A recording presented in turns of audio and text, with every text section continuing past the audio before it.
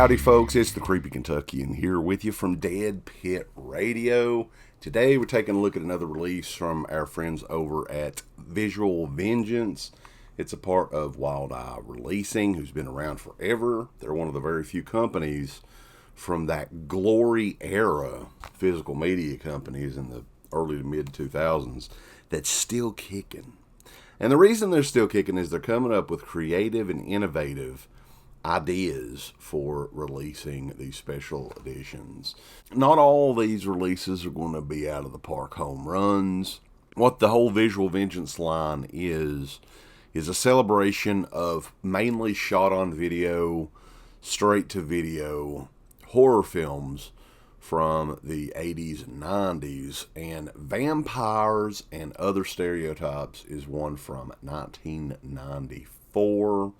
We're going to be talking briefly about the movie. Some of these, and this is one, are not as good as others, but they're all kind of interesting to check out, and they all have a fun story behind the making of. Mainly friends gathered together over a weekend working on a movie. And hey, way before the internet and Twitter and everything got ruined, this is how creativity worked, folks. You get together and make something and have fun and everything. But Vampires and Other Stereotypes is from 1994. It's a movie that I'm not familiar with at all, that I don't remember the video at all in the stores or anything. Director Kevin Lindenmuth did a few other low-budget shot-on-video movies that, again, I'm not really that familiar with. I'm sure that they had a cult following and everything. But for the very first time ever, Wild Eye Releasing and Visual Vengeance releasing Vampires and Other Stereotypes in a special edition Blu-ray. So we're going to take a look at the movie, guys, and dig into the goodies inside. Let's do it. Vampires and Other Stereotypes is a state-of-the-art shot-on-video film from 1994 following two paranormal investigators, Ivan and Harry, for research and activity in New York City in the mid-1990s. They stumble across a group of party girls looking for a rave in the city, but of course unintentionally somehow open up a portal into hell. Pretty much the remainder of the movie, the group stays in what looks like to me a basement with fog machines. There's a lot of talking and dialogue. Also included, though, is some pretty decent makeup effects. There are some that's not as good. Look like something from like Spencer's Gifts in 1994. But some of this stuff is actually pretty good. The production value on this is good as well. Some of those demons in the movie look like rejects from Basket Case 3. Yeah, the gang has to fight for what's right and fight for the right to party, the girls do, before the demons that don't really look like that take over the entire planet. So demon. It should have been called Demons and Other Stereotypes because there are vampires in this movie, but not very many. This is like a lot of the low-budget shot-on-video stuff. Crudely made, man. It really is. But all things considering, the production value is probably the best thing about this movie. It's the dialogue and the acting and everything, because these people are not actors that are in these. These are kind of friends of the director and family and everything else. So you got to take that into effect. I did not like this movie, though, guys. It was just kind of like, it was on, right? It's 87 minutes, which for a movie like this, probably about 20 minutes too long. I think for these shot-on-video movies, an hour and 10 minutes max.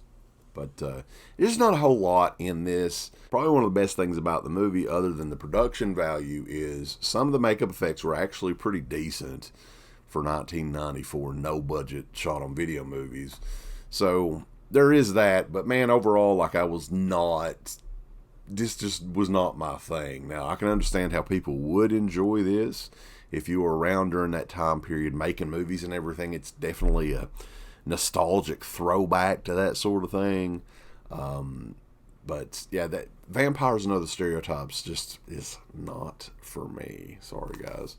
But this edition, we're going to dig into it and go over some of the special features and everything. Now, Visual Vengeance stuff always has the slip cover, right? The slip is very important. Collectors appreciate the slip.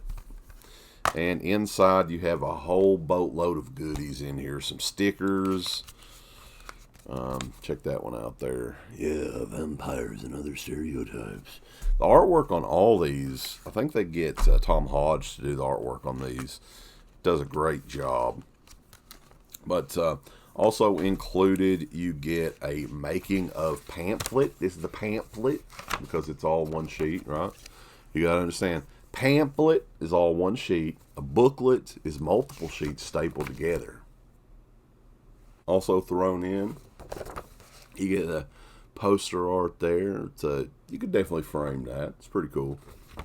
Also get a reversible sleeve. And I think the deal with the reversible sleeve is it is a recreation of the VHS art. So if you watched the movie back then on video, if you were one of the few that saw it, that was the VHS art. If I haven't mentioned this before, these stickers are kind of a staple for Visual Vengeance releases.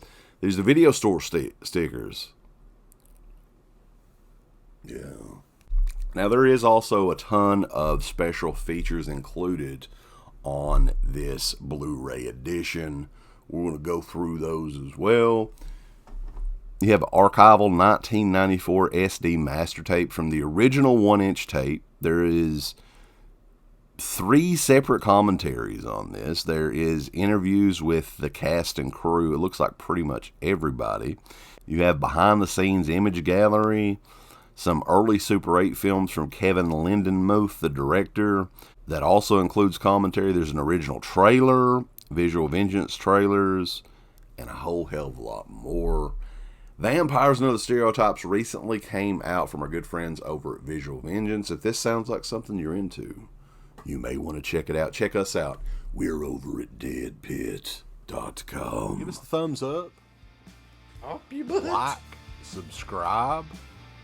And if you subscribe, here's something else you can do. Once you subscribe, you can click the bell notification, right? And it'll notify you anytime that Dead Pit puts up new shit. Or don't. I really don't give a fuck. I want you to. I want you to. I don't care.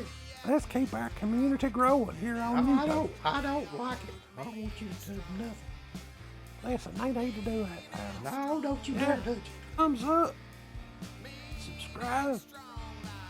Click that bell.